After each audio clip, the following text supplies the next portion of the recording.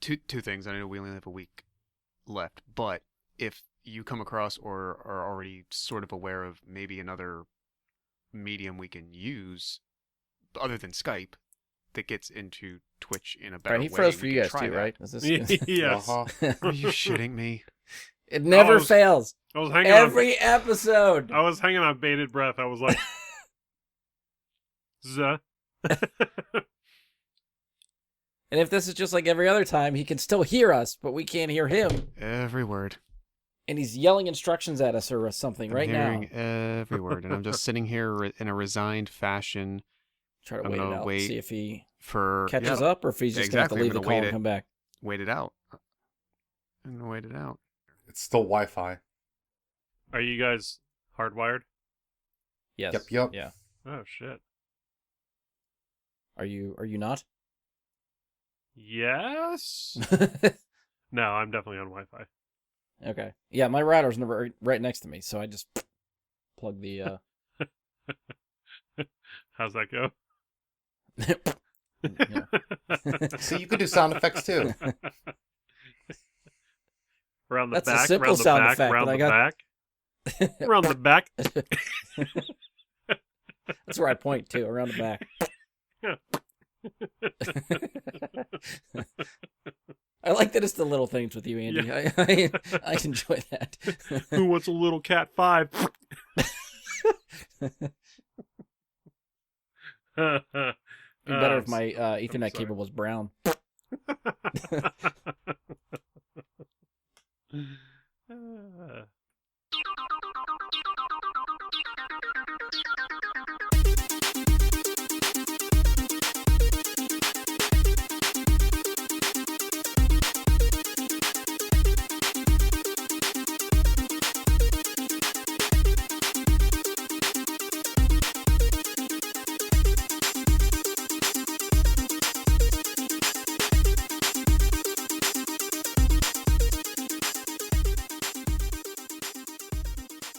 Hello and welcome to another episode of Brad Guy and Super Friends. I'm your host, Brian Labick. Joining me for this episode is someone that followed the White Rabbit to get here, Andy Stoles.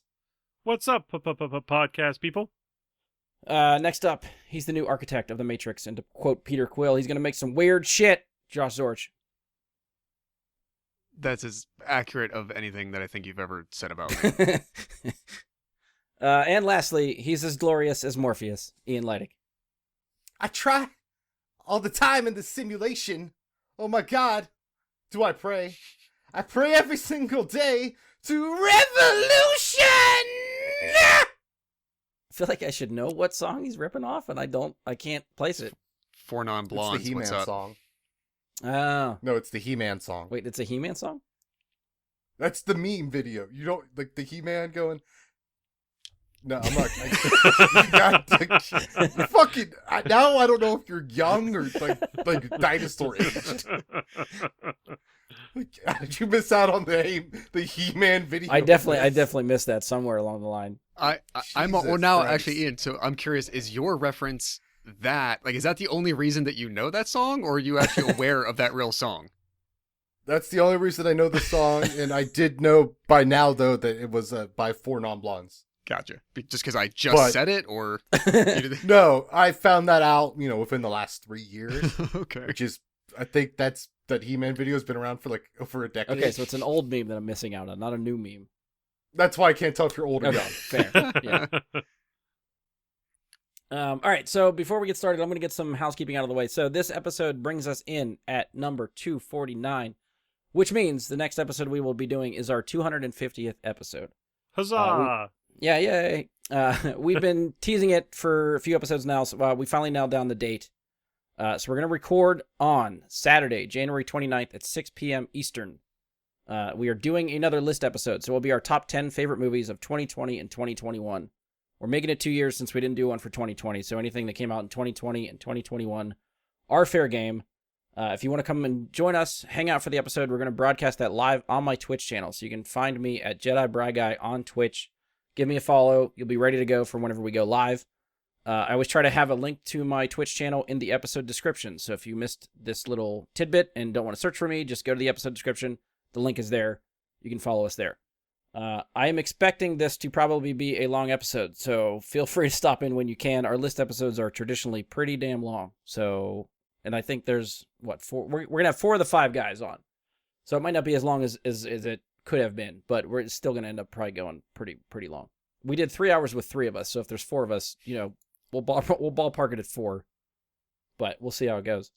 And make sure to bring your own lists and share them in the chat with us. Yeah, there will be a chat room so we can all discuss as we're going.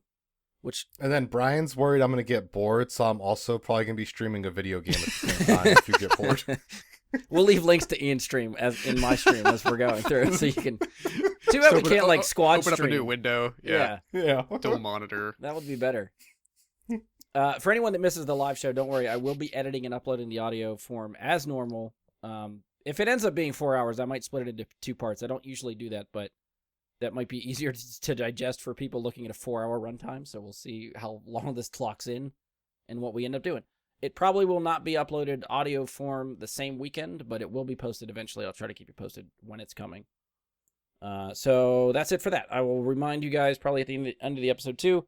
I will start probably posting on our socials in the week lead up, because it's about a week, a little over a week, lead up for the show. Throw the links out there, remind everybody that's coming. So keep an eye out for that. All right, so on to this episode. This episode, we are talking about the latest movie in the Matrix franchise, which is The Matrix Resurrections, which is the 4th movie in the franchise if you're keeping track. This movie is directed by Lana Wachowski, written by Lana Wachowski, David Mitchell, and Alexander Heyman. Stars Keanu Reeves, Carrie-Anne Moss, Yahya Abdul-Mateen II, Jonathan Groff, Jessica Henwick, Neil Patrick Harris, and Jada Pinkett Smith. Currently, Rotten Tomatoes rating for the movie, critic rating at 63%, audience rating 63%, so something they can actually agree on. Metacritic score has a Metascore of 63, so also right in line with everybody else. User score 3.8, so that one's coming in pretty low. Looking at the numbers for the last couple weekends, the movie opened with $11 million domestic, has currently only made $36 million total domestically. Worldwide total goes up to $140 million. According to, what did I look at? Samba TV, which apparently measures streaming viewership on smart TVs, has registered The Matrix Resurrections was viewed by 2.8 million people.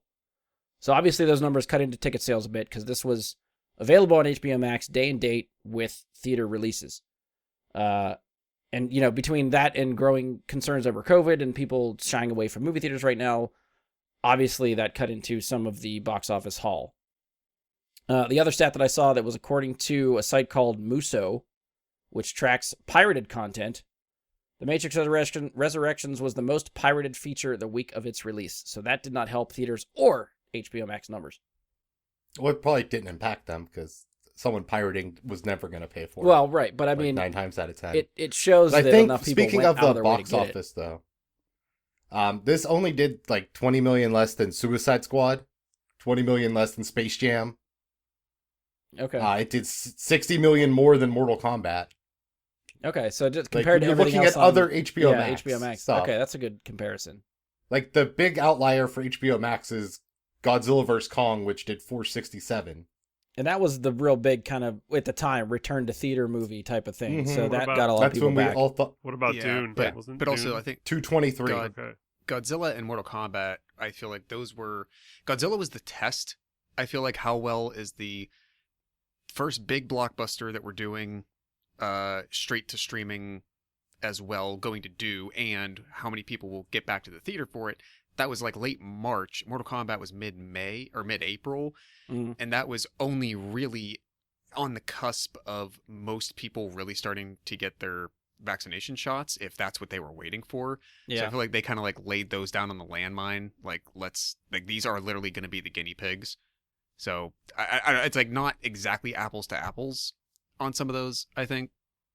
But I'm a little surprised that Matrix did not bring in as much in the box office. It's as it difficult to keep track of all this stuff. And that's a good comparison with all those, because I didn't think about looking at just HBO Max releases. But almost anything that you feel like, especially the stuff that came out on HBO Max too, I think almost everything over the last year, all the box office stuff, I feel like needs an asterisk in there. Like it's a time and place that, because of the pandemic and everything else that's going on, obviously the numbers are probably going to be lower than what they could have been any other time.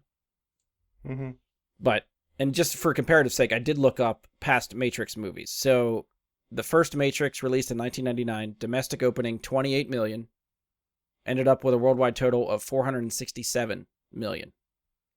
Matrix Reloaded opened May 15th, 2003, domestic opening 92 million, worldwide total $742 million. Shit. Matrix Revolutions came out the same year, 2003, released in November. Opened at 48 million, so already cut in half. Ended up worldwide total 427 million, so less than the first Matrix. It's because so many people were hyped for that second one and saw it. And then was like, I don't know what the hell's going on. I don't And care to see the other one, and Correct. didn't. Correct. So comparatively, this is the worst box office for any Matrix movie by a good margin. Like everything else, the lowest we had before was 427 million. What this is 140 right now. I mean, it might gain a little bit over the next couple of weeks, but I don't know how long it's going to last in theaters. It's definitely not going to have the legs. I'd be surprised if it hits 200 million. I think it had the unfortunate timing of, like, the other movies that Ian mentioned, like Suicide Squad, Dune. Those were in a real sweet spot before the especially Omicron variant really started just sweeping through the population again. Oh yeah. And it was so close to Christmas that those things combined, people might have wanted to stay safe and like, well, I also have this other option. I want to see this. I'll just stay home. People didn't have that option with Spider-Man. Right. That might be the one wild card. Like, yeah, Spider-Man made $1.5 billion, so isn't that a counterpoint to that? But there was no other way to see it. Right. So that was like the calculated risk. I want to see that well enough. I want to see that enough. I don't have any other way to. So I'm going to do it for this. If I care about The Matrix, I have other options. And I feel like that was something we talked about when HBO announced they were going to do like their 2021 slate all on HBO Max, how that would affect the theater system. And if Spider-Man's any indication, theaters are going to be fine. You put the right movie into movie theaters, people are going to go see it. It's going to make a shit ton of money. It doesn't matter where and when. Or at the very least, Spider-Man is definitely the exception over the last 2 years because it made a shit ton of money. Spider-Man is the whole different category of movie. Yeah. Like, Spider-Man does numbers all the time. But even, yeah. Not like this, though. Right. This is exceptional even for it. Like, I know Far From Home made $1 billion, which honestly did surprise me at the time. I figured it would do well, but not that well. The numbers this is doing, I guess it makes sense on paper, but I'm still shocked how much it pulled in right now. Yeah, I mean, just looking at the numbers, you wouldn't think that this is in the middle of a pandemic. Like, you'd think this is regular box office. We're back to normal, like, the kind of money. Like, it probably could have made $2 billion easy if we were, like, at the rate it's going. If we were out of the pandemic and everything was back to normal and you could go everywhere you wanted to go without worrying about getting sick or anything like that, I think Spider-Man could have easily done $2 billion. Which, not to get sidetracked too much, but I heard that was one of the, at least the way they're positioning it, the bigger contributing factor to delaying Morbius was not as much of COVID-related stuff still. They did not want to distract audiences from possibly continuing to go see Spider-Man if they keep it in theaters longer. Yeah. Which, from Sony's perspective, just give me all the monies. Who cares? So right. They're like, they probably calculate a risk, right? Like, Morbius is expected to do a certain amount, and it probably won't be that different whether it's now or in April. And if anything, maybe you tick it up 1 or 2% from additional people seeing Spider-Man. Right. And then deciding to do that. But yeah. I digress. Because we're talking about The Matrix. Yeah. Just based on the box office numbers, do you think that shows interest in the franchise is fading just with all the declining numbers over the last 3 movies? I think it says more. I think this one specifically says the most about this movie is maybe the cagiest in the sense that I think people don't know how to take it in. I think it does a lot of weird shit. I think we all, maybe not all agree, but that the third Matrix movie wasn't good. It was easily the worst of the original trilogy, Yeah. so I'm not surprised like that had a big drop off because that's word of mouth. Like that still matters a lot for these movies. And I don't know if how many people walking out of Resurrections would be like, this is worth going to a theater for. Oh, right. Yeah. I think general audiences, I bet they wouldn't be like, yo, you got to get in there for this. It's not, yo, Spider-Man's sick as shit, bro. You know? Andy, what do you think? I think Ian touched on something very good there. It's word of mouth, and I know a lot of people that were going to see this for like free, subscription to HBO Max. And then, if they liked it, they would go to see it in the theater. And I think it's pretty telling that the numbers are saying that they're not going to see it in the theater. So it's probably not a very good theater watch. But yeah, this is definitely like on the top of the Steel Phantom was the Matrix, and the bottom of the Steel Phantom is where Resurrections are. It's just a very steadily declining hill. Yeah. Josh, anything to add? What do you think? I had absolutely meant to see this in theaters, and it just didn't work out, and I wanted to catch it before it left HBO Max just so I could see it. So we watched it at home, and I actually think it would have been better the first time if that's the only time I'm going to watch it like for a long time. Probably would have been better in a theater, big screen, big sound system, that whole environment. But yeah, like I said, I don't know if it's a blessing or a curse. Like, yeah, I had this other option, and I'm glad I was able to still consume it. But would I have made a different decision had that not been available? Yeah. I don't know. I mean, I did actually go to the theater for it the first time, and then I did watch it a second time at home. I think the theater experience was better, obviously, but I also don't know if there was too much. At least trying to rack my memory now because it's been a couple weeks. But if there's anything in it that really I was like, oh yeah, okay, this needs to be in the theater. This not like Dune or something like that I feel like was specifically made and definitely enhances the experience if you see it in the theater. So let me tag on to that real quick because I don't recall if I saw the original Matrix in theaters or not at the time. I might not have been because I wasn't 18, but also theaters didn't seem to give a shit as much at that point about that stuff. I know I definitely saw the second one in theaters, and again, I was right in that group that like I didn't care to see the third. I saw it for free when it came to play on like my college campus, the season after it was released. About 2 years ago, I know it was definitely pre-COVID. It was maybe sometime like late 2019. Yeah, it would have been 2019. They were doing a 20th anniversary screening. So Sarah and I and a couple other of our friends, we went to the theater for it and saw the first Matrix on the big screen. So to your point, after that experience, I don't know if there's necessarily anything about Resurrections that you're like, oh yes, absolutely, this is the theater sequence, this is the reason. Right. But I will say, after having kind of a quasi recent experience with the first movie again in a real auditorium, I think it's easier to lose yourself in the notion of the world. Okay. And there's something to how you take in what you're watching based on that effect.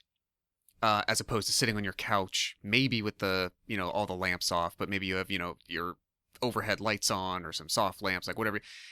The ambiance, the feeling of it, sitting in front of a 60-foot screen is, going to be different than whatever television you have at home.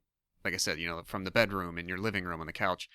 And I think a story like this, being in the dark, being with the big screen, makes you feel a bit more like you're a part of the proceedings. Mm-hmm. And because of that, the experience of it comes off better. I gotcha. Yeah. I know some of you, I think, just talking off before we recorded and stuff. Ian, I think you said you rewatched all the other Matrix movies, right? You went through the trilogy. I saw the other Matrix Eyes in the last week. Was any of those new for you, or were they rewatches? The third I didn't see ever. So it was a brand new experience for you watching the third one. Correct. Andy, what about you? Did you say you were marathoning? Yes, we watched The Matrix, Reloaded, Animatrix, and then Revolutions. Okay. Josh, did you do the rewatch too? We did. Let me put a sidebar real quick. I've never watched Animatrix. Does that add anything to like the experience of the others? It's even? like lore, backstory. It's more world building. Yeah. From what I remember, there's a little bit with Jada Pinkett Smith's character in there, right? Does it make Revolutions I or don't think so. Reloaded less bad? Well, Reloaded's great, so I don't know what you're talking about. The question stands. It still fills stands, in sir. gaps between 2 and 3, I think, and it's a Okay. pretty neat little film because it's 9 different animation styles of little 9 like short stories, which is pretty cool. So, Okay. And that was released between 1 and 2. I don't know if it was right? released between. I don't know like when it was released, but it like I looked up like a Matrix viewing order and it said to watch it Mhm. between 2 and 3. So Oh, I see. Okay. I didn't necessarily agree that that's where you had to watch it, but That's pretty good. That's fair. Brian, to answer your question, yeah, I mean, obviously, I just told the story. We, at the very least, went and saw the first one again just a few years ago. We did go through the other 3 primarily because I had only seen 2 and 3 once, and that was in 2003. Yeah. And Sarah could not recall if she had ever seen 2. She knew she hadn't seen 3. And so even in the year, in January 2022, someone watching those 2 movies, especially Revolutions, for the first time, it still plays the same way it did when it was released. And people All right. still have the same just slogging through like, oh, okay. So Looking yeah, at so the maybe clock. I'll pick some of your guys because I did not do the rewatch. I only watched Resurrections, and playing off my memory of, I know I've seen the first Matrix a good amount of times. Reloaded maybe 2 or 3. I think Revolutions I've only seen once, and I think that was in the theater too. I don't think I've ever actually rewatched that one. So I'm just trying to pull a lot of that stuff from memory, which might have been the one you kind of needed to see before Resurrections, because I think that's the one they pull a lot of at least story information from, where it's like trying to remember where these characters left off, and you're like, wait, didn't this happen? Did this happen? And the movie kind of gives it, the Resurrections kind of gives it to you, but I think it'd be better to have that stuff fresh in your mind. But maybe just like, I'll start with Ian. Watching all that stuff again, did that help you lead into Resurrections? Was it a better viewing experience? Did it I don't know, make the trilogy any better for you, or no? I don't know if it made Resurrections different. I guess you have a fresh mind of just what the Matrix movies tried to do as a whole and what they're kind of about. I don't think you necessarily need to like refresh of was Neo dead at the end of the third one to like get into this one? I mean, it's kind of in the title, Yeah. you know? Fair, yeah. So I don't know if that's necessary. I did watch the third one twice because I wanted to see, is this bad or do I just think it's bad because people say it's bad? And I think that one improved on the second rewatch. And I think it does a lot of things I don't think people wanted it to do, which is kind of also a Wachowski thing, I feel like, where they want to make something different and not just following along. Like that's kind of what that Speed Racer thing was. That was weird and fantastical. Yeah, which I can't wait to So get I don't to. know I if love that movie. it's necessary to have watched them, but I think knowing you have a seemingly conclusion to that trilogy leading up through it kind of adds to the value of like watching them again. Yeah. Andy, what do you think about your rewatch? Improve the movies better than this time around?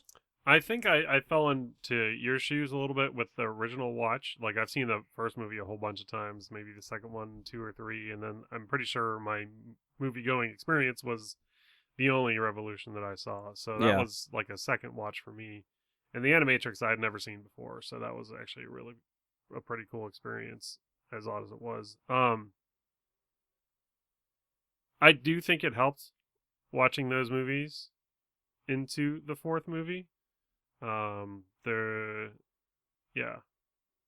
it improve your viewing experience? Like, do you remember any of them liking more or less the second, now that you just recently rewatched them all? I remember not liking Revolutions at all, and I think there were redeeming qualities in it the second time I watched it. Okay. I want to add too, The Matrix is still like might be one of the best movies ever made. Like that's what the rewatch did for me. Just reestablished, oh yeah, some Americans can make a really good kung fu movie. Yeah, that first one really is very good. Yeah, it's one of those movies that I own probably a DVD and a Blu-ray of, and if it's on TV, I'll still put it on. Yeah. You know. I mean, like Resurrection's got it right. When you hear the word Matrix, you think bullet time. That's fair. Yes. Yeah, yeah, and I think something like The Matrix, at the time it came out, I think more people were enthralled by the camera work and the cinematography, Yes. the bullet Yeah. time, things Yeah. like that, the way that they used cameras and panning and freeze frame and moving in the frame, freeze frame, all that kind of stuff. I will say at the time, I think there wasn't enough appreciation given to. I should be able to say this better, but just like the weird ass nature of the story. There wasn't anything like that. Like it was. Oh, yeah. It was all embedded in I'm not thinking of better words right now, but like the world of computers. It was all metaphors on top of, similes and the subject matter wasn't as well known. People Yeah. did, and I myself speaking, I guess, like as a 15-year-old that in that year, but just thinking about like where was computing at the time, like the percentage of people who still had home internet access or even a home computer was relatively low. So the just basic public knowledge about the things that they were talking about and what the representations of what the things they were talking about meant, I don't think people had as good of a grasp on. So it was, not to sound cliche in this way, because I don't like defend it to the death, but it was ahead of its time. Like, Oh, yeah. the creators in the story, right? They just thought about things in a way that the people weren't caught up to yet. Even think about like the year it was released too, 1999. So it was right around Y2K when everyone's freaking out about computer systems that are going to die and, the whole infrastructure is going to get fucked up, like that whole Mhm. thing. And even just technology now, the way it's veering into VR, like the Matrix feels very VR. And when you start to seeing some of that stuff in real life, it's like, well, all right, well, we'll see, 10 years from now, how well this movie may have predicted where like VR is going to go. Mm. Like that could be interesting to see. I guess just sort of like spoiler free for Resurrections. What did you guys think of the fourth movie, this one, Resurrections? And then I guess compounding that question, do you think that someone coming into Resurrections, do you think they would need to watch the original trilogy before jumping into this one? Do they need 3 movies worth of homework before seeing Resurrections, or if they could just jump into Resurrections? Andy, what do you think? I feel like Resurrections did a pretty good job of sort of glimpsing you into the things that happened in the past and referencing the stuff that happened Mm-hmm. in the other 3 movies. Just with like very, very short glimpses of flashbacks and whatnot.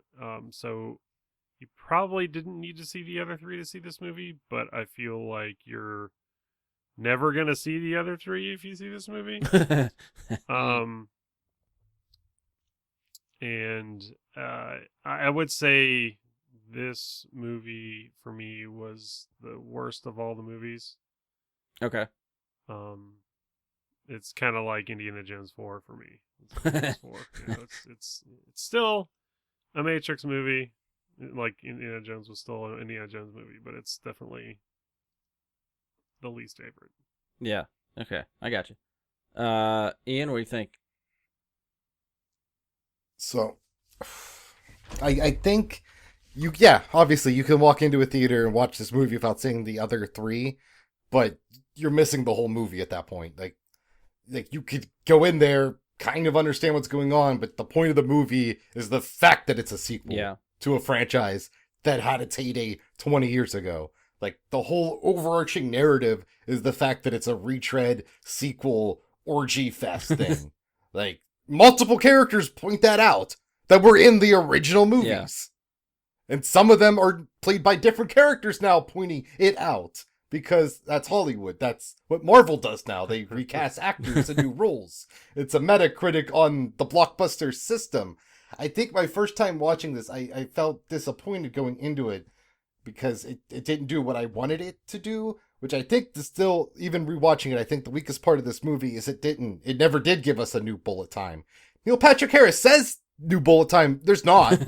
There's no such thing. This movie didn't do a new thing that broke ground. Original Matrix had bullet time. Reloaded had that highway scene that was fucking fantastic, and at the time was unlike other chase scenes you had ever seen. Yeah. This one didn't have any of that. I think I told Brian this off air when I was rewatching them. I was like, like all of that like holds together, all of this, like not just the CGI, but all of the work to make these different scenes holds up still to this day. You're not like, oh, that looks like shit like that Spawn movie, It's not like that. In Resurrections, I don't think they did anything they couldn't have done in 1999. Okay, yeah. The only real thing is like Jada Pinkett Smith, but like that didn't look great. She looks weird. You can't make people old. You still can't do it. So I think you have to see those ones to get this movie. And on the second rewatch, it started to click with me a little more, and I like this film. Okay. Josh, what do you think of the trilogy? Is it a must watch? And what do you think of this movie? Generally, spoiler free. For most of the way that Ian characterized it, I would agree with that. There's a lens that you have to watch this through to even try to appreciate it. And you can still dislike it in the end, if that's where you go. You can have, not favorable feelings, but to appreciate what you're watching, I agree with him. I think you need that context. You need you need to at least understand the time that has elapsed between the release of those films.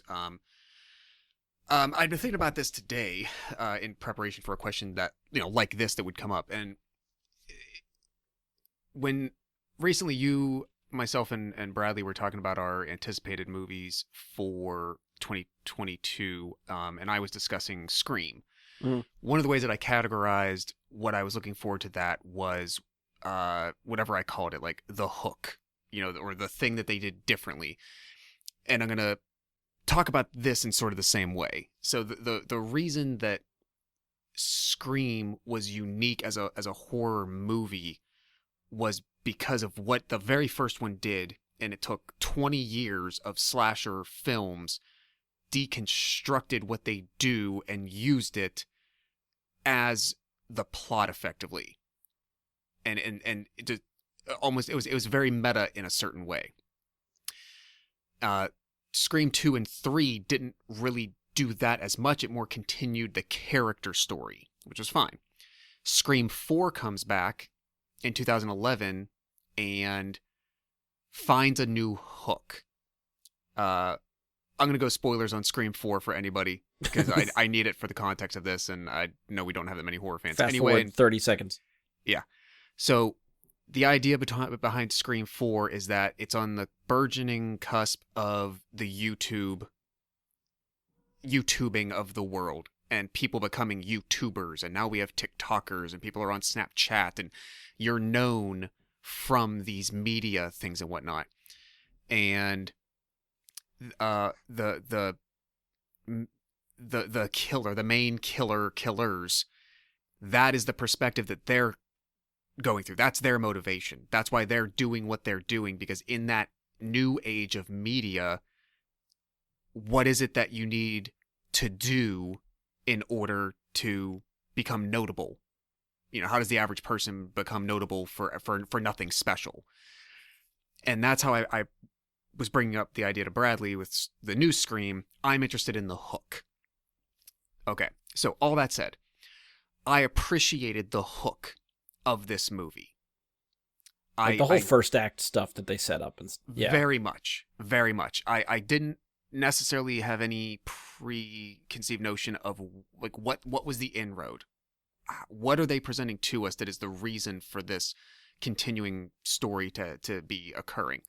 So I actually thought it was very creative, if nothing else, to think of what had come before through the way, through the prism that they did, and present it in that way. I thought that was very, very cool. I know I definitely need to watch this again.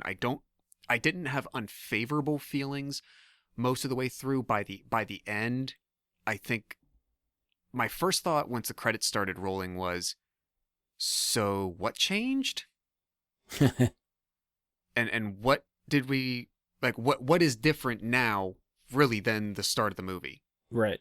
And my initial first thought was, okay, if that was the whole thing, did they just tell us a different version of the first movie again? It's kind of where I came out on. Right. Yeah, we'll dive into that for sure. Right. But I'd say I'm kind of right in the middle. I'm sure there's more about this that I would enjoy on a second watch. But I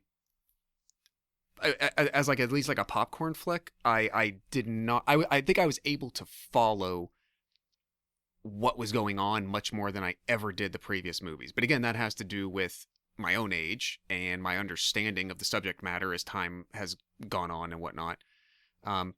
So that definitely aided in me being able to just follow what the hell was happening. Yeah. I do think, I think it was, I don't remember if it was Andy or Ian, or maybe they both kind of said it. I think both their points is one that Andy was saying that, maybe start with, like, if you want to rewatch these, or, like, if you're coming into Matrix 4 for the first time, I definitely think it's probably worth watching the trilogy first. Like Andy said, I think that obviously you want to see the best one. Like, if you're going to start with 4 and only watch 4, there's a good chance it's going to turn you off and you're not going to want to watch the other ones. So I would definitely say start with Matrix 1, work your way through, and then finally get to Resurrections. I think Ian had pointed out that, yeah, the story makes a lot more sense if you do it that way, too. I think you're going to catch up on a lot of the nods that Matrix 4 does, that if you're just going into 4 on its own, they're just going to go over your head. You're not going to understand the references they're making, the stuff they're referring to, the little in-jokes from movies in the past and stuff like that. I think all that stuff helps strengthen this movie. So I think it is difficult to go in just to see Resurrections, and that's your only Matrix exposure. I mean, like, there might be enough to figure out the movie, and you could probably follow it, but I think you're going to be asking the person next to you, what does that mean? Am I supposed to get that? What's that for? So you probably come out of it with a lot more questions. I think I enjoyed the movie. Like, I'm coming out kind of like mediocre, leaning towards good, like good, not great type of feel. I think, like Josh, you were saying, I think the first act is really good. I think it sets up the story really good. I like the meta play that they did to set up the world and how everything sort of makes sense now and how this world works after what the trilogy did. That was cool. And then after a while, yeah, by the end, you're kind of like, I think I can understand it, and I think I see where they're going and what's going on, but it's still a little heady, maybe. I don't know. And that's something we're just going to get into for spoilers. So I think at this point, it's probably best just to veer into the spoilers so we can talk about what we want to, stop beating around the bush. So that's where we'll go. If you have not seen The Matrix Resurrections, and just to cover our asses, I'll throw out the spoilers for any other Matrix movie out there, because we'll probably, in some form or another, talk about all of them. And Ghost in the Shell. And Ian will throw in Ghost in the Shell references, because I'm sure that's coming too. So pause this now, come back and listen after you've seen the movies and got caught up. This is your last call. Spoilers to follow for Matrix, and maybe also Ghost in the Shell. Yeah, I don't have anything planned for Ghost in the Shell. I just wanted to say the title so maybe watch it again. Make people watch it, and then they come back here and no spoilers for Ghost in the Shell. I'm not gonna mention it once. Hey, you mentioned it once, so I mean that's enough for a hashtag Ghost in the Shell. Getting that hashtag in. Oh, please notice me, senpai. Wee-oo, spoiler! Wee-oo, spoiler! You know, something like that. All right, so we are into spoiler territory. We're free to talk about whatever we like to do. I'm going to start with the one question that after 2 viewings, I still have no idea who this is supposed to be, if I'm supposed to recognize this person. Hopefully you guys can answer, because all 3 of you have recently watched the trilogy again. There's a fight somewhere in like the middle of the movie where Neo and his crew enter the Matrix. I forget where they're headed, but they encounter Agent Smith and then a lot of like other programs that sort of got caught in limbo somewhere that are like coming back to attack them. And there's a homeless guy there. That's the Merovingian. Yeah, they call him Merv. The French guy. I don't know who that is. The French guy that who they go to meet at the restaurant. Trinity had to kiss his wife to get the key and Reloaded. No, Neo did. Oh yeah. And Trinity got pissed off. That's what it was. Okay, Yeah. so I don't remember this at all. He's a pretty major player in the second and third And movies. he looked He's completely different. He was actually like very well clean shaven, and he Oh was yeah, very he like was high basically class. he was basically like the freaking mob boss of the Matrix. Okay. or like a classic like Bond villain, Yeah. like a high class rich guy. See, then I definitely should have rewatched the movie because I like the Street Chase and Reloaded is what sticks in my mind. Some of the stuff with the architect sticks in my mind from that movie. 3, I remember Trinity and Neo dying, and that was the takeaway that I remember. Everything else has kind of left my brain. So the camera is focusing on this guy. He's shouting at them, and I have no idea who this homeless man is supposed to be, and I was so confused. That's actually one of the parts of the movie that I didn't really care for. Is I felt like they had a good many characters that didn't do really anything. Yeah. Well, like, who else comes to mind for that for you? I didn't think the Morpheus character did a whole lot. Okay. And I thought that Smith really didn't need to be there either. See, I kind of like Smith being the wild card. Like, you don't know what side he's playing on. He just kind of shows up and just to fuck things up. Like, I kind of dug that. Yeah, Morpheus really just kind of played a role to get just a plot device to get to Neo. And at that point, he just kind of fades to the background and is just there. So I get that. Yeah, that was a little disappointing. I guess just spinning off of that, any characters for you guys that you liked, didn't like, that stuck out to you? Andy? I thought Bugs. Oh, yeah. Good. I thought Bugs was great. I thought you did a really good job of like being trying to explain what the Matrix is. If you haven't seen the Matrix, like very base level. And then also, like, I think, the first movie's established, like, what you look like in the Matrix is kind of like your ideal form. Yeah. And I like hers is just my hair's dyed. She doesn't want to change anything else about her but have hair dye Yeah. again. Which she doesn't know exists because she's in the Matrix the whole time. Like, she's not a pod kid, Like, she doesn't really know about hair dye. So I like that, was her takeaway from it. My true self has blue hair. Just like Makoto in Ghost in the Shell. Oh, there it was. I'm glad we got that spoiler warning out. We don't want to ruin And that kind of speaking stuff. of blue, Neil Patrick Harris looks amazing with blue glasses. I really like And I those blue thought- glasses. I do.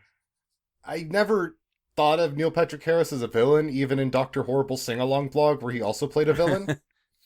But I thought he did a really good job of being almost like the new Merovingian, as like the higher class guy, but taking it as the role of the therapist of Neo. So unlike in the original Matrix, the architect didn't care about Neo. He knew he would eventually come to him. He's like, Neil Patrick Harris instead was like, Neo is very important to everything. Yeah. I need to keep a very close eye on him. So I will make him brain damaged and force him to come to me.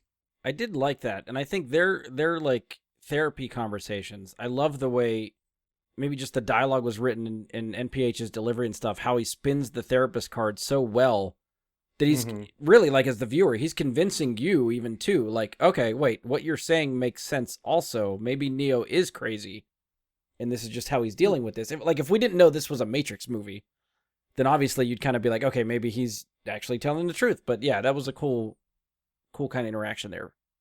No, because I thought it was really well, like when when Smith was still as the Bobby Kotick of the film, is having his mouth sewn shut like Neo did in the original Matrix. He spins that as, oh, that's not a failure of the Matrix slipping through to illusion. That's just you having a paranoia, but it's a good kind of paranoia thing, is you're spinning it back on other Right. people. This is cool. This is very good.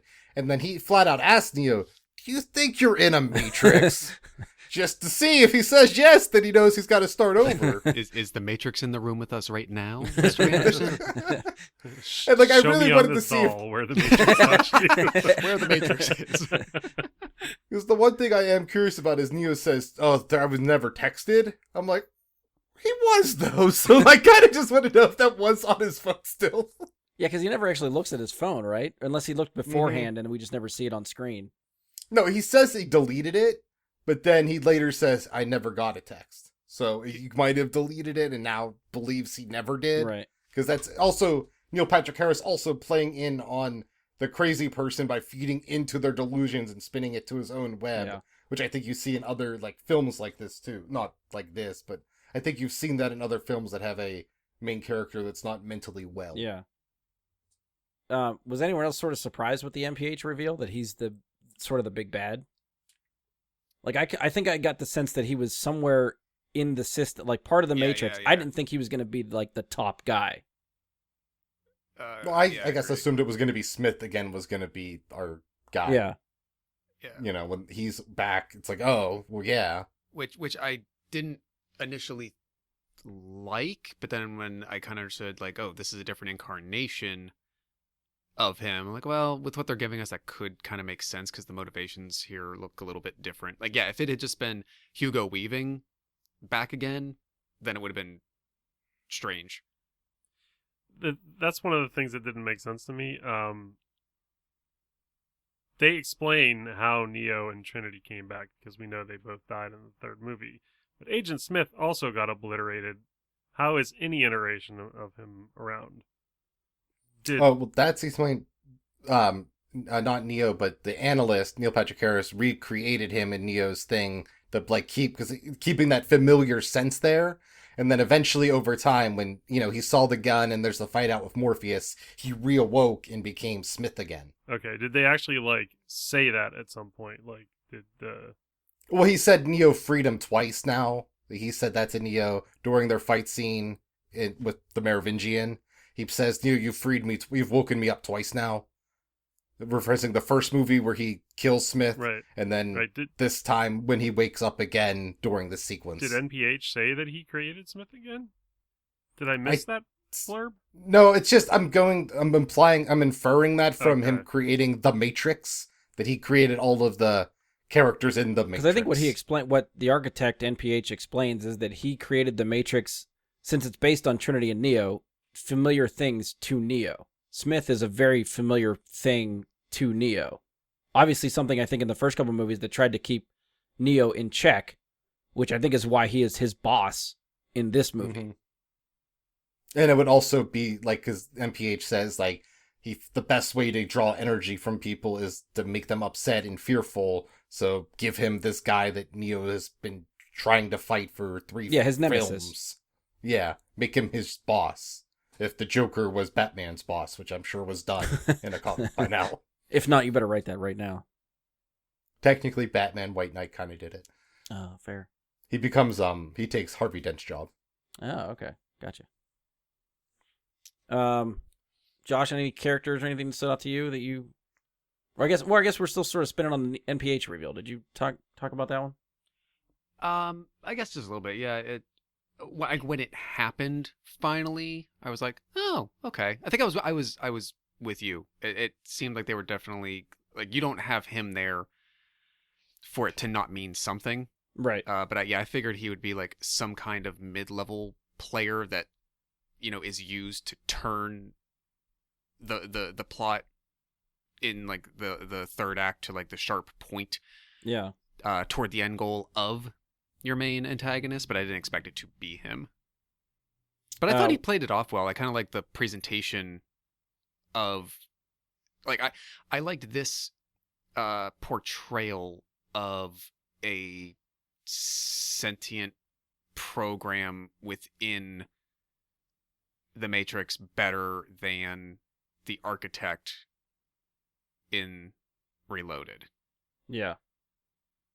Yeah, I think he did a good job. I liked NPH in this. I like the more like dialogue heavy confrontations between them. I think those were cool. Mm-hmm.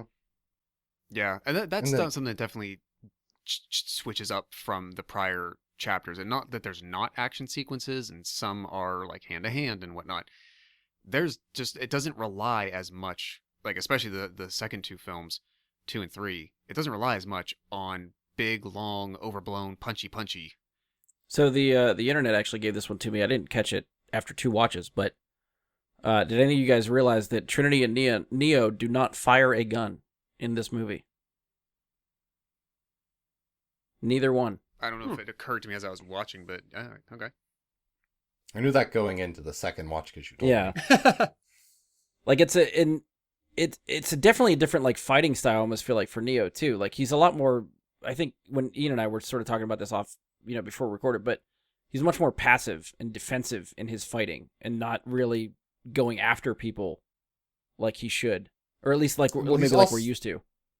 He's also relying on that power more. Yeah. That is now evolved into a force field Bubble generating shields. thing, and he's actively using that a lot more instead of kung fu fighting or judo or any of the other things they loaded in his brain. Yeah. Yeah, He's actively trying to use the one power because he might be the one. He's still not sure. Which I love that little bit when he's like, when they keep asking about flying, and when they get to like the swarm thing and all the guys are coming after him and he tries to fly and he just leaps in the air and goes nowhere. That little bit made me laugh pretty hard.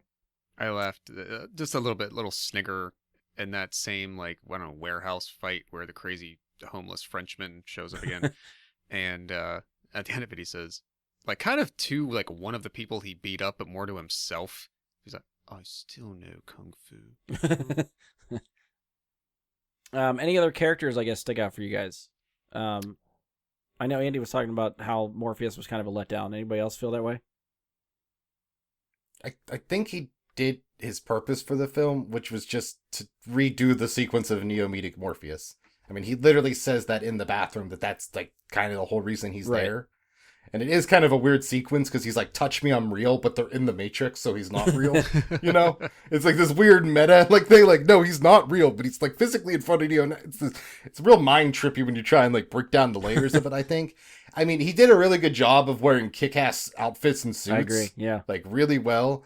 And I think he did start to fade to the background, but I think Morpheus kind of did that in the original trilogy some, where the focus became more on other characters throughout the film, with them going back to Morpheus more for guidance or something, Right. like more of a Yoda role. Yeah.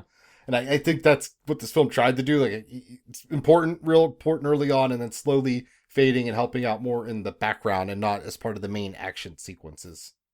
And to something that, has been talked about earlier, that, like, this movie may not have created a new bullet time or a new major, like, wow advancement.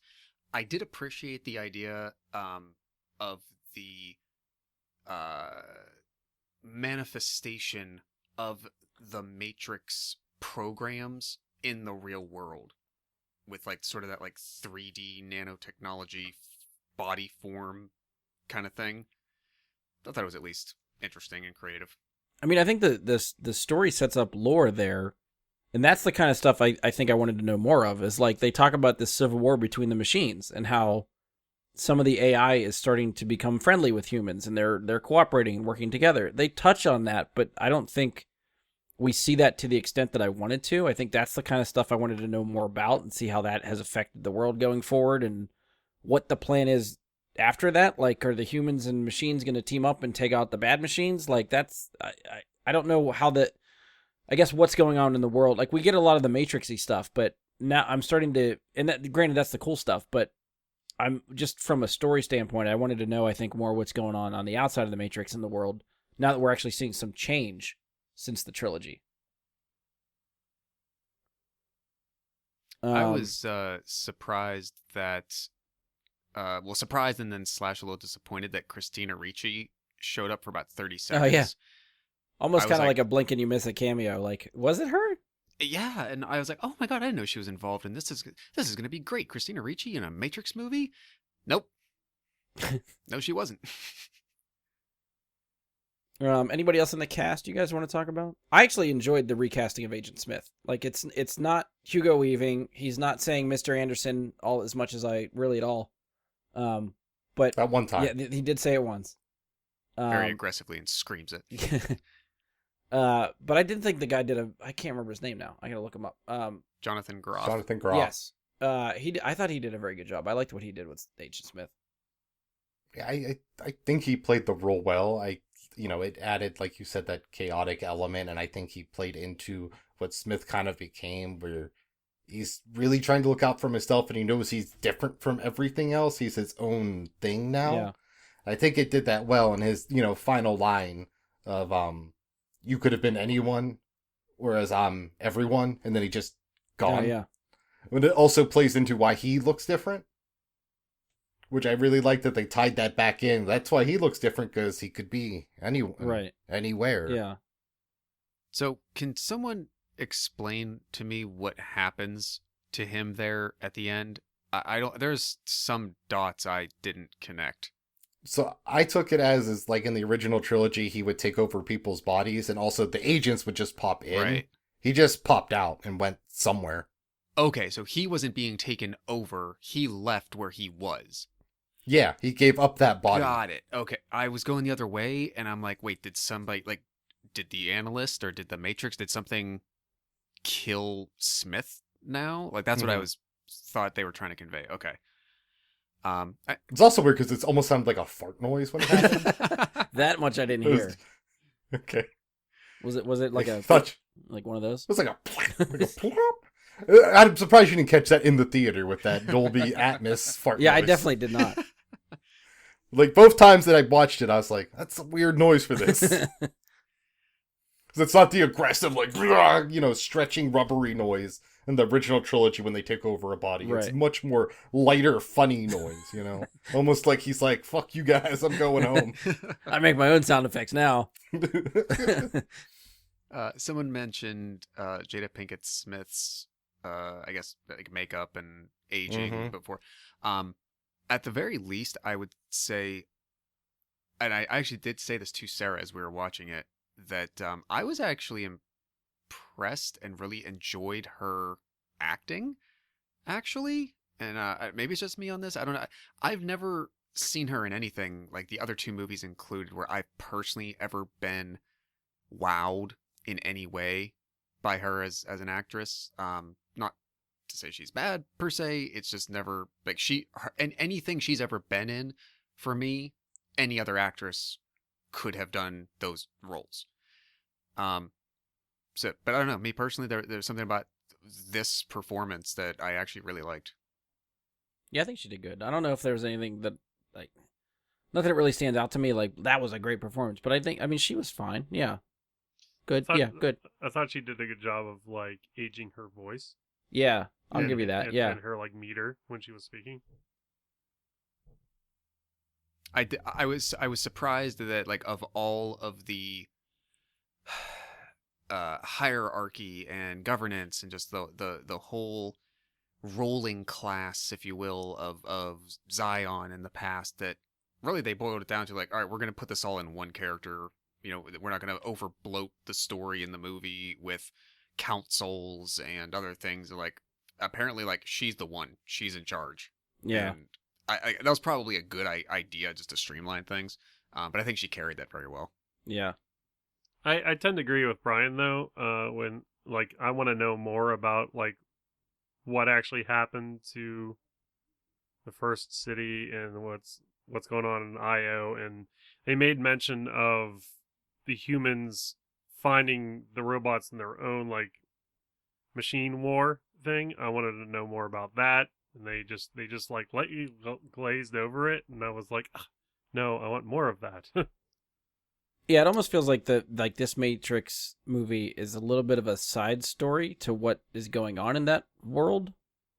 Like we're more concerned about what this little group of people is doing inside and outside the Matrix, but if the machines are fighting themselves and there's this big war going on between them, like how is that going to shape the world and what's that going to mean for the Matrix going forward? Like that's some other stuff I kind of want to see. And maybe that's stuff they had planned for a sequel, but at this rate I don't know if we're going to see a sequel, so a lot of that stuff just feels Lana untouched. Lana said they did not plan on another trilogy. I mean, they're gonna make another Matrix at some point. You don't let IP rest in modern Hollywood, which is kind of what this film's also about. But I mean, they'll eventually make another one. But I think it was on purpose. Like they purposely were like, okay, here's a little hint about the world, but it doesn't matter because that's not what this story is about. Right. The story's about this moment in place and time. I'd love if the next one was happening concurrent to this about all that other stuff. I'd like to see that. Yeah. Like you can definitely go back in time in a way, and yeah, it's like tell me everything that's happening at the same time as all this other shit that we just saw with this entirely different group of people.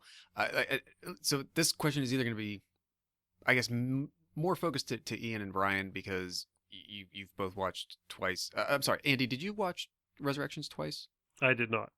Okay, so me and you were one there too. So Really, I guess did anybody find themselves caring about anybody else on Bugs' team? No. No, and the thing about that too is I feel like they left some hooks out that could have gotten me to care.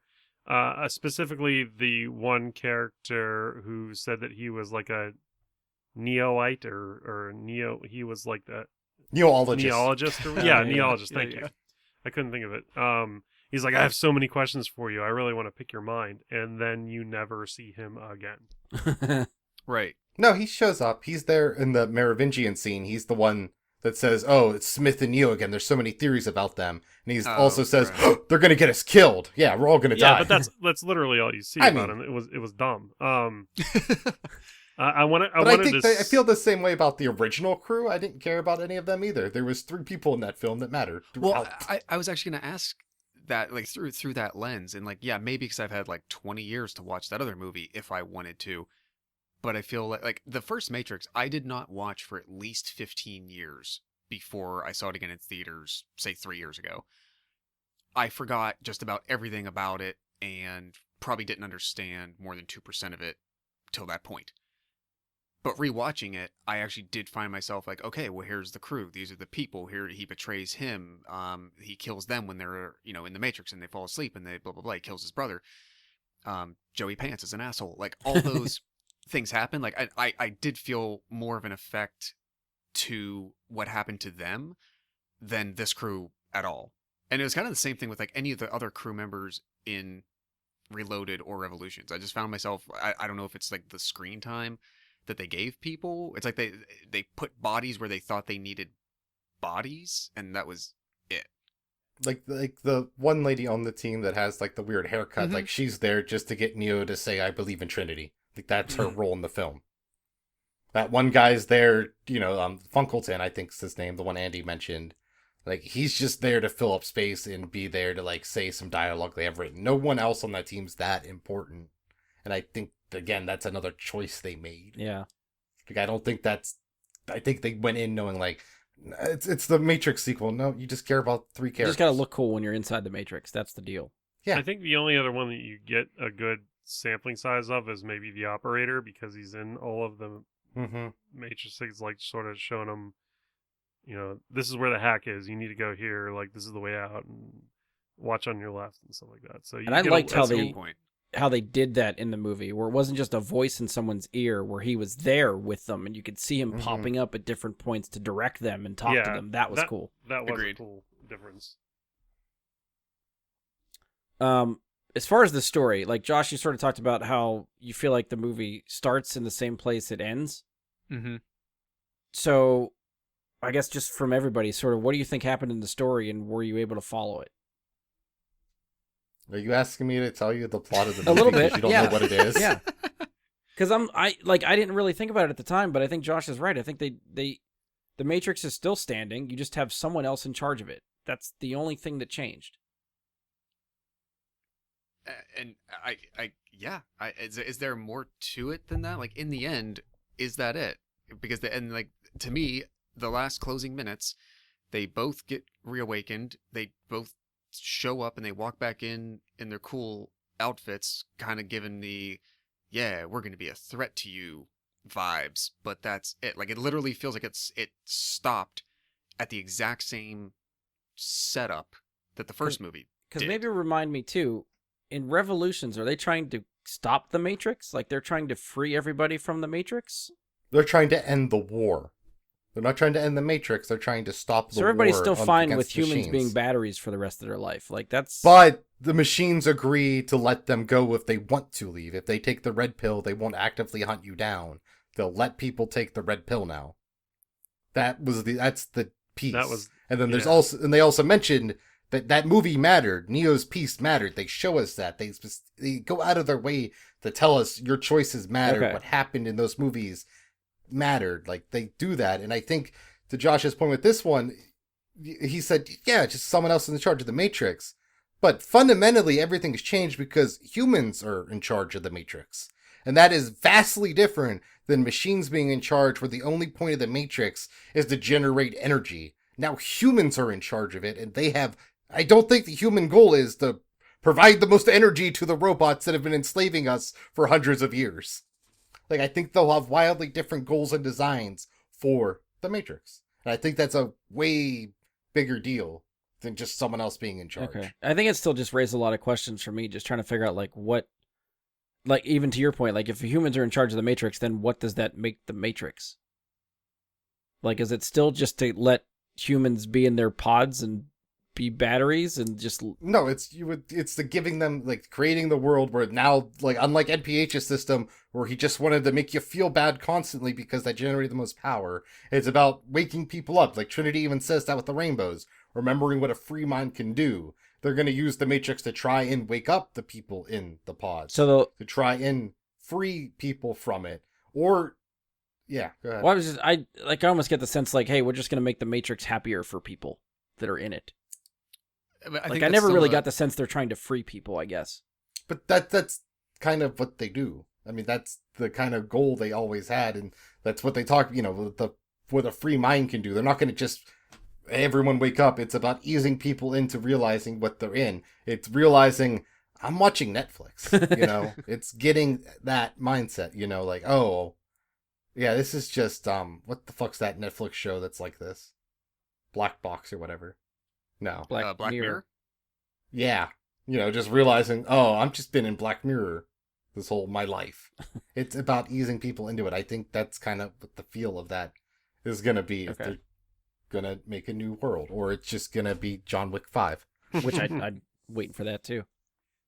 I guess that's fair. That helps me if I put it through that lens, that helps me understand a bit more because, Brian, I think I kind of went into it with your same confusion in that I think up until like the end or midway through Revolutions, you're led to believe that the freed people in Zion are trying to end the war, but in their eyes, I always took it as they're ending the war by defeating the machines and thus as a side effect feeing everybody. Right. When Neo comes to realize that that's not possible right now, he then makes a deal with them in a way that, like Ian just said,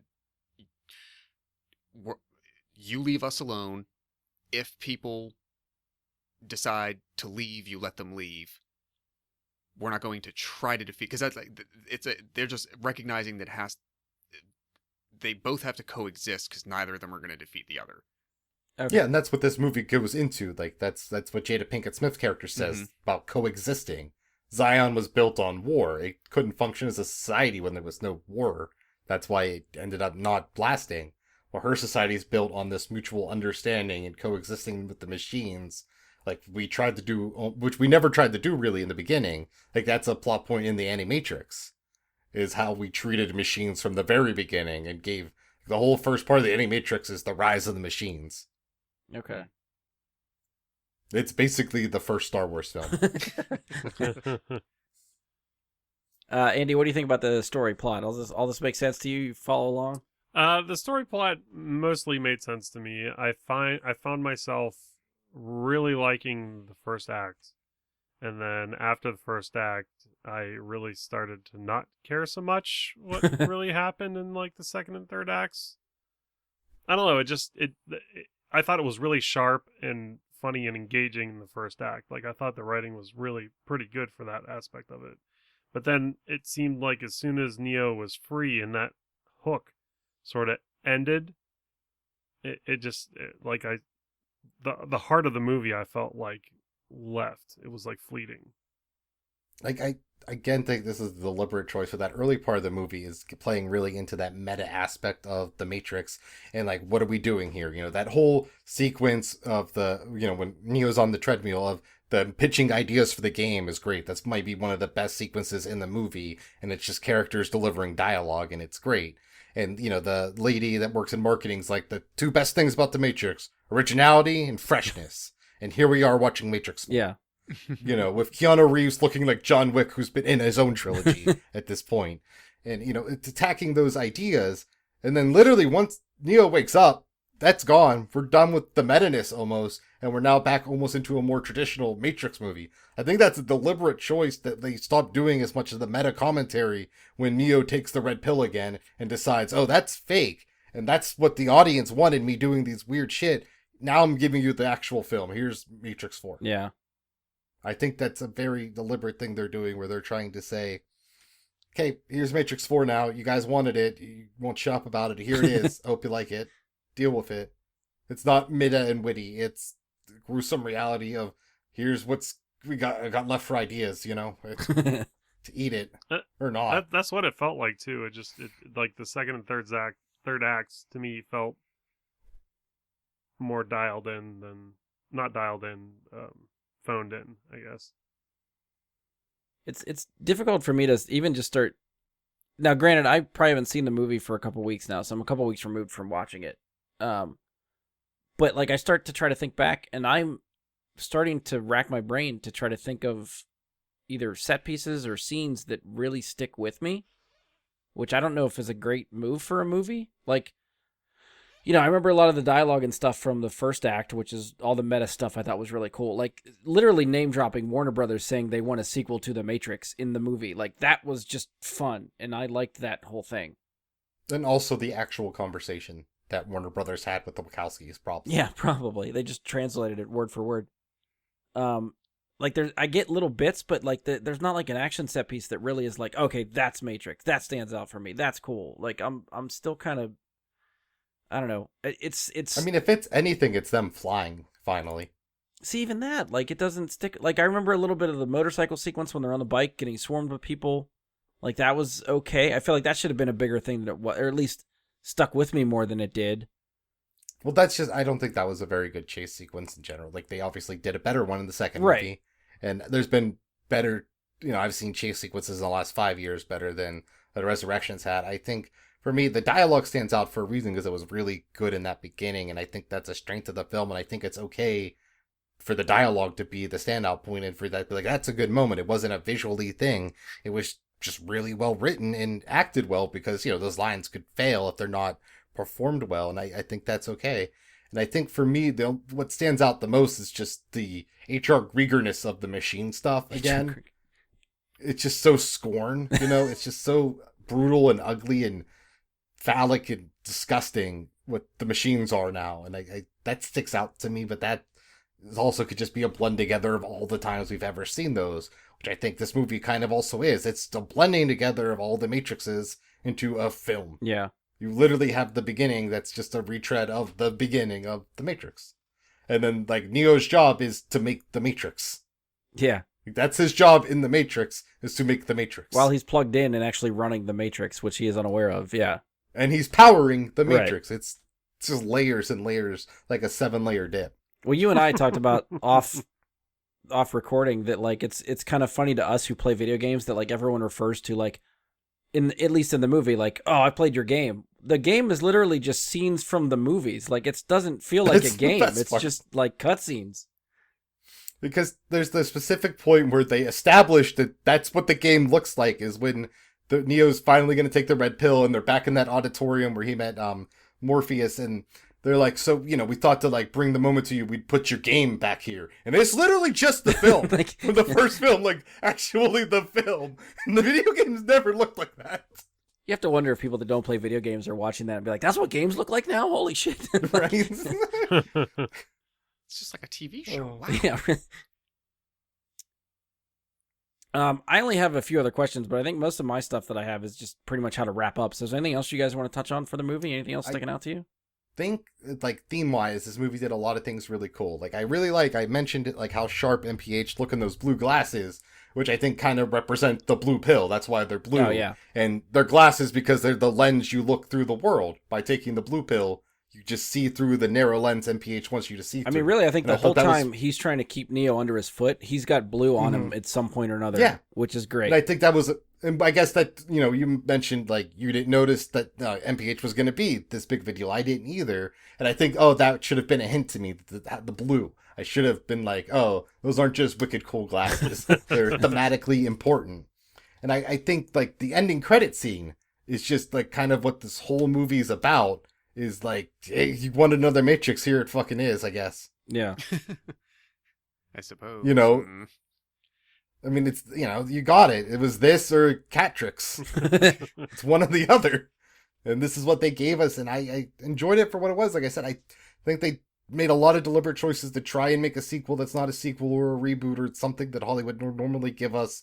And the Lana just was like, fuck it. They're never going to let me make another original movie again at Warner. So here, let's see if they'll ever make another Matrix after I do this mind job. Yeah.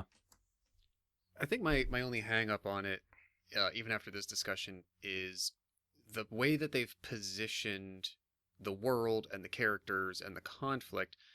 It still seems to me like the movie left off with the exact same beat as the end of the first original movie. Yep. Meaning Yeah, that I'd agree with that. Yeah. if I try to extrapolate what I think they're telling me the next step in the story is, the next step in the story I've already seen. I know exactly what the supposed setup conflict or motivation or blah blah blah is. So up until, again, like maybe that last 10 minutes, like I can compartmentalize the rest of the movie in the way that you guys are talking about. But that last, like, where they're leaving off and supposedly telling me what comes after this, which is partially the, most important part of almost any story, is what happens after the end that you don't see. I'm still kind of hung up there. Yeah. I think that plays into two things that happen in the original trilogy. One, it's the final confrontation with Agent Smith where he thinks he has Neo pinned against the wall and it's finally over, and he's like, I'm supposed to deliver a line, and he says, what begins ends. What started ends. And that was the original trilogy. It started at end. And then Smith again says in this film, stories never really end. We just keep telling them. And I think that's what that ending is. Yeah, we're back here again, and if they want to, someone's going to tell the story again because this is a money-making IP, maybe. But this is an IP that Warner Brothers is going to put out again. So yeah, we just put it back where it was, and someone's going to write the next thing. And we just set that up for them. If they want to make Matrix 5 and 6, good on them, but we're not going to do it because we already did it. And that's why we reset back to there. I think, for me, that's how I'm taking it. That was the direction they wanted. I mean, that's me, I think, inferring and reading into a lot of tea leaves and stuff and trying to make sense of a movie that I don't know if it wanted to be made. So kind of If I'm just tee it being up for the honest. next guy, whether it's the Wachowskis or not. Like where we leave off this movie. I mean, they were only able to get one of them. Right. Well, right. Well, the other one was listed as an executive producer, right? I think Lena was the only Wachowski listed. I could have sworn I saw the other one listed. Maybe I missed it. I Then. mean, they had it as based on the characters created by, Oh, okay. but I don't Maybe know that if was- they had the EP role. But I know Maybe a regular I can't producer. I could have sworn there was maybe. another Wachowski name other than Lana. Yes, there was. But it wasn't. Karen. Yeah, it wasn't the sister who was the The other br- the creator brother, of the yeah. originals. Yeah, yeah. 'Cause it's Lily and Lana, right? Aren't there the? Yeah, aren't yes. those the two? Lily specifically said she didn't want to do something she already did, so that's why she had no involvement in this movie. Yeah, it looks like Karen Wachowski is listed as executive producer. Is there any relation, or just like happened to be? I mean, there has to be, right? This is the only credit of any kind that Karen has, is an executive producer on this specific Yeah, I film. just looked at that too. I know Ian and I talked before recording too about like maybe the ambiguity about like who is the one or if Neo is the one, because Trinity definitely flies here, which she couldn't do before. So does that give her one powers? Like where do we fall on that sort of thing? In my opinion, it's they are the one. Like they're. I feel Together. I feel like they are almost yin and yang. I guess that like they create that full circle. Like they need to. Their stories are so interconnected and interweaved that I think they are the one. Which I think, one yeah, has the definitely one. sets up what the movie was or fulfills what the movie was setting up. Like every time they touch or whatever, it like blows everything away, and they're the two sustaining the Matrix, so that makes sense to me too. Yeah, which was very Hitchcocky to me. Okay, yeah. With the Will Smith movie. I thought you meant Alfred. Oh, Yeah, yeah, I like thought that too. But you're thinking, yeah, okay, yeah, the superhero movie with Will superhero Smith. movie, Gotcha. Yeah. Where they anytime he and Charlize Theron got together, it was like they got less powerful. Yeah, I think, except opposite. right. I think there's multiple ways to think about it. I think originally my always thought process with the one is there's no the one. It's just that human ingenuity overcoming our circumstances to break through to the next level. That's what Neo's the one abilities were, or him just being able to read the Matrix. Like Smith said, anyone could have been you. Anyone could have been the one. It was just that human that elevated to that level. You know, like like an Alexander the Great type person, someone that rose to the occasion to lead us. And I think with this movie, there's two ways to look at it now through my lens. It's either love conquers all, there's two, or it's kind of maybe a commentary on the Wachowskis' own transition of now it's a woman is the one kind of thing. I thought that's I where they think were there's going. aspects to explore Okay. there with I that. didn't catch that. I know Nice. I know Lana has mentioned that she's excited. People are now looking back at the original trilogy through the lens of their transitioning, because there was rumors about it during the third movie's release date that at least Lana was like a different gender identity than she originally presented as. So they said like they really like the people are coming through it, and it talks about how art doesn't end once you make it; it's living, and your interpretation of it changes over time. So I think it's something that I don't know if I can answer now. Like, is this more of a love conquers all? Is it the idea of them transitioning and them almost coming out? Like, yes, because they've been out for a long time now, Mhm. but like this is maybe their movie that made them. Yeah. What they almost are, and aided them, and I think maybe helped with that. And I think it's really cool. I guess I'm getting lost in thought here now, but I guess what I want to say is I think this is one where I'm going to every time I watch it, I think it's gonna different ideas, and especially if I want to specifically watch it through that lens. I think this is one where I'll know more about the one 5-10 years later when it kind of sets in and we're in a new media thing. Because I think with the Matrix is you kind of forget like the major plot point in the first one is phone booths. Yes. And that movie still seems super futuristic, and I ain't seen a phone booth, I think, since The Matrix came out. Yeah, I think my first viewing, I kind of just spun it like, oh, okay, so Neo isn't the one, Trinity's the one.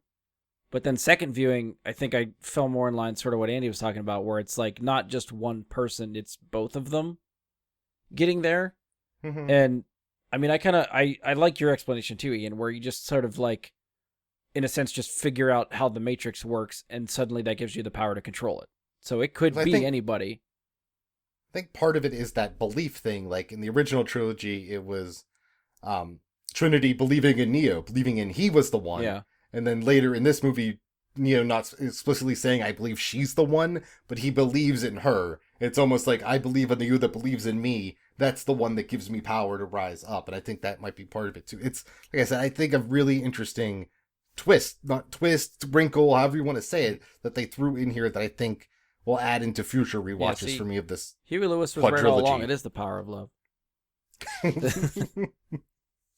Josh, you got anything else to add? Anything else we didn't talk about? No, nothing worthwhile. Andy? I really enjoyed the Brass Against cover of the Rage Against the Machine song at the end. Oh, That yeah. was really, really good. I did notice that it was like, I was like, wait a minute, this sounds like the song they ended the first Matrix movie with. And I was like, wait a minute, that's not Rage Against the Machine. I forgot about the cover. Yes. And I think it's what, an acoustic instrument Rage Against the Machine cover band?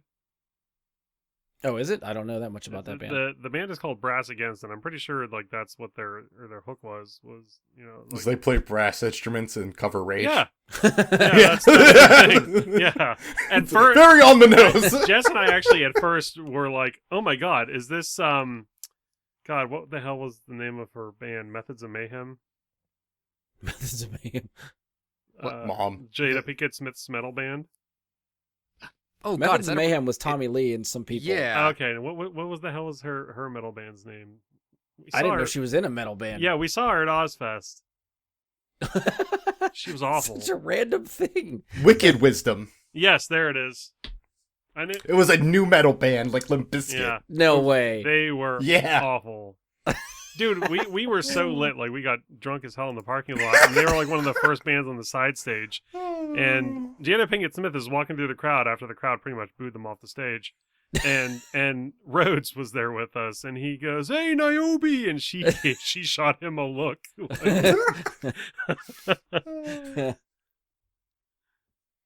Well, that's a fun story. Yeah, They were on a Britney Spears tour as the opening Bullshit. act oh god, in 2004. Yeah, I'm looking it up Oh right my now. god. I'm gonna have to The year after is when they did Ozfest. I gotta Spotify this group when we're done. that good luck. I'm just curious now. I would like- have loved to have been a fly on the wall, or like if I have a time machine, I'm adding that to the list of things I want to go back and watch of that specifically of that kind of band and music opening for Britney Spears in 2004 with the type of crowd that a Britney Spears fan is. There's a picture, like not a great one, from them like performing, and Jada Pinkett Smith is ripped. I think I'm counting like 12 abs. Jesus. She is a very fit girl. Yes. Ian, you got anything else to add? Oh, I did before I got into this old ab business. Yeah, so like I've been saying a lot of different, I think, theories. I think this movie kind of leads to that. I think there's a lot of cool visual themes and elements, and I think The Matrix has always been like that. You know, like the original trilogy was kind of about control and choice, but the overarching theme was there is no choice. The choice is an illusion you've already chosen. That pre-destiny, they talk about it in this film, is everything predetermined is a choice. But I think at the end of the day, The Matrix is about people in trench coats shooting guns and doing kung fu. Which this movie. That's what we all wanted. And this Didn't have! No, it Exactly! did not do a good job of that. I thought That's exactly I thought what the- makes it a great sequel. I thought- It said, fuck you. I thought the action part of this movie was the. I feel like when the action sequences started to happen, which was what, Act 2, hmm that's when I really sort of got off the bandwagon on this, because I was on board for Act 1. Like, I really liked that whole aspect of it. And then it just really underperformed, like, the action sequences. And maybe that's because they set the bar so high with the other ones. I think. I Yeah. think that's part of it. And I think another thing is that this movie's 3 acts are also the 3 different Matrix movies they could have made as the sequel. They didn't make one. They just like, here's all 3 sliced into one movie kind of weird thing. Okay, gotcha. So almost like the Star Wars did. So maybe it's just a meta commentary about how the newest Star Wars trilogy sucked. Oh god. Eat it, Disney. If that's the point they're trying to make, this movie already lost a couple points on my book. Like I gotta degrade it a little bit for that. I mean, unlike Star Wars, you know, Anakin's sacrifice meant shit now. He didn't need to die. This one, Neo he had to do it. That sacrifice had real consequences that weren't thrown out for a 9th hour plot change in the 9th fucking film. Yeah. Well, that I'll agree with. Oh, so spoilers for Star Wars? Hashtag Star Wars. Um, I think the fight scenes were definitely lacking for me. I think that's where a lot of my hang up is. And I think when they do them, I like that they revisit like the same sound effects, like just the punching and kung fu type sound effects that they use are often the same the earlier trilogy, and all that stuff just brings back memories for me, just hearing those specific sounds, because I think it's so Matrix. Like I don't know of any other movies that sound like that when people fight. But Like the impacts and the fights and stuff. the third act is Kung Fu basically Hustle. Neo running around spamming force push. Yes. Yeah. Like, I can do that. I did that in Force Unleashed. Just run around spamming force push, and then it's just R2, R2, R2, R2, R2, R2. I can do that shit. I think I saw something on like Instagram or Twitter where it's like some dude, like, it was one of those reels that you see, and somebody was putting up like, you know, Neo in the Matrix trilogy, and he's like hitting this body bag, like doing all this cool kung fu stuff, and then he goes like Neo in Matrix Resurrections, and it's just like him pushing, like pushing, not even hitting the bag, just like it was like it looks so lame when you put it back to back like that, but it's true.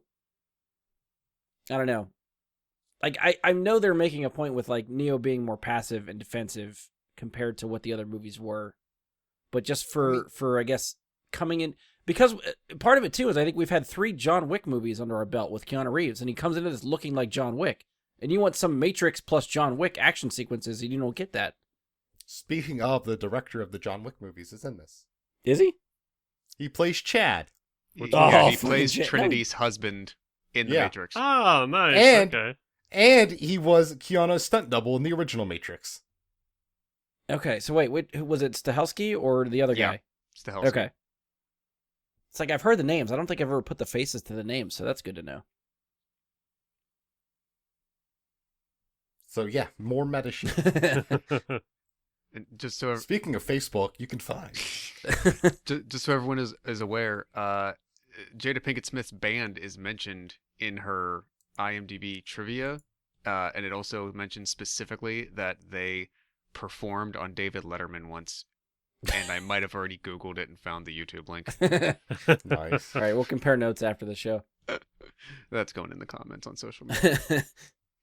All right, so I'll Hashtag- just sort of wrap up, Wisdom. I guess, with more or less one. Do you think we'll see a sequel, and would you like to see a sequel?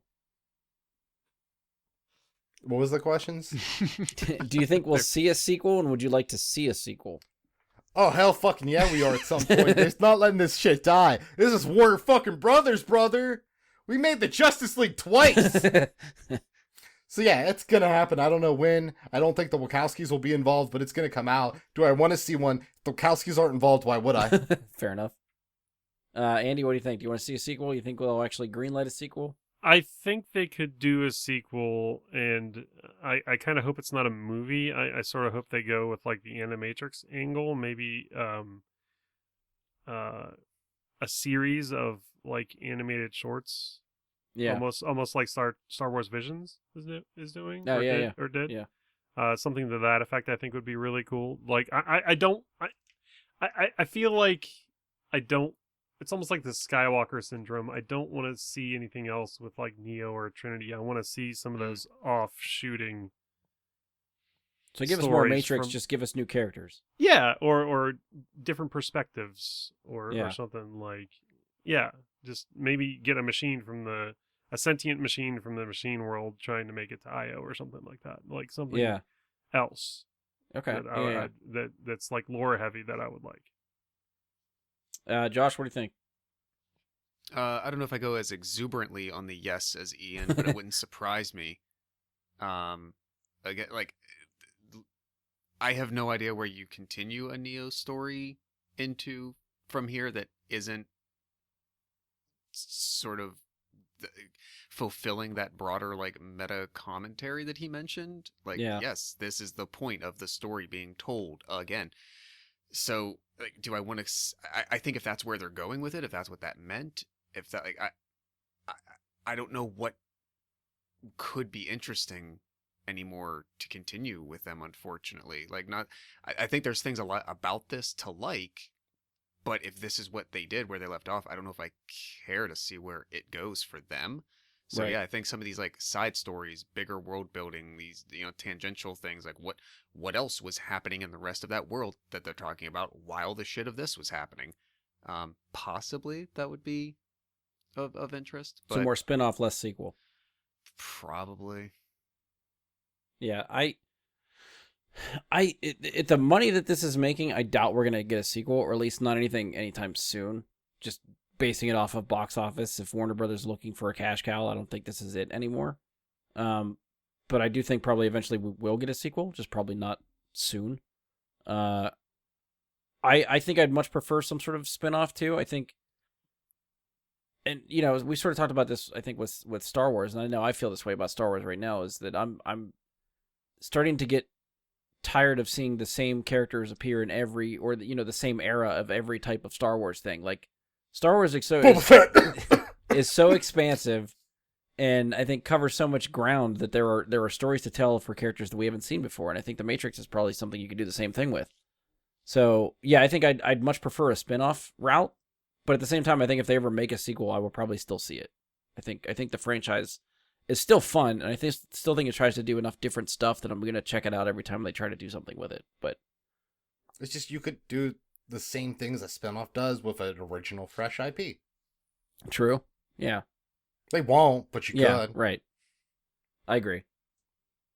All right, so before we end with the rating, one other question: where do you rank this one among the other Matrix movies? So I guess just the 4 Matrix movies. What's your order? Have you? I'll I go figured you guys first. all sort of like thought about this beforehand, so I'm hoping I'm not springing this on you. It's 1, 2, 4, 3. 1, 2, 4. Okay. I would go. I would go 1, 2, Animatrix 3, 4. Okay. I Josh? can't include Animatrix because I never saw it. I'd either mimic Ian's or I I I don't know, I might even go 1, 4, 2, 3. Even rewatching 2 somewhat recently was really like rougher than I thought it was gonna be. Okay. But like a second watch of Resurrections would tell me if this is if this is going in slot 2 or 3.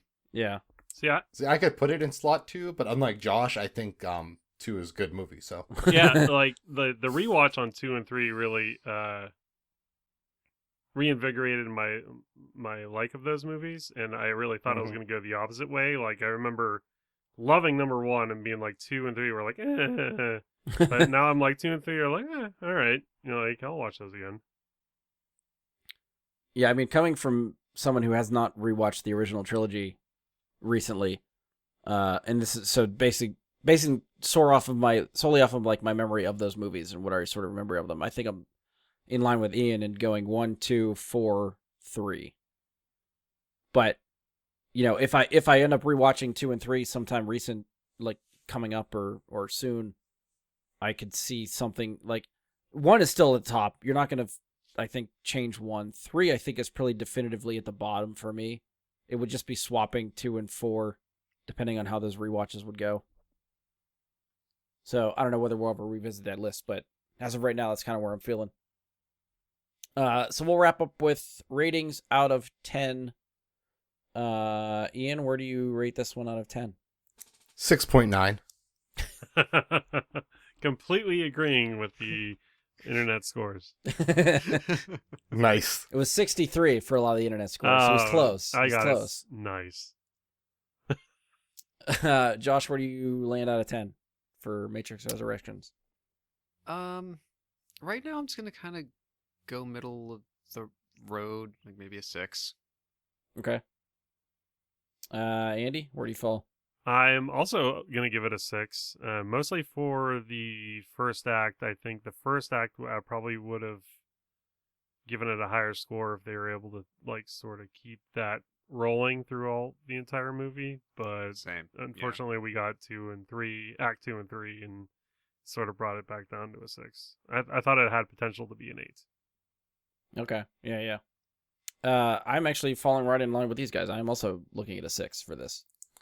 I do think this is one when I rewatch it in a year or two that it's just going to keep going higher score-wise for me. And it could be, yeah, maybe just a little bit removed from it. Maybe I have a better appreciation for it. But the 2 watches I did was like I went to the theater on a Sunday and then I watched it at a friend's house Monday, so it was back to back. So I didn't get a lot of separation between viewings, which sometimes hurts the rewatches. I kind of like to take a break and digest a little bit and then watch again. Yeah, you do need a little bit of a gestation period on it.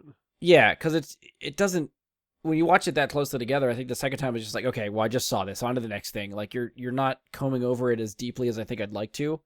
So that might have hurt my rewatch view and eventually, affected my rating and stuff like that. So whenever it goes through the window of being off HBO Max and maybe finally comes back to HBO Max, maybe I'll try to revisit again.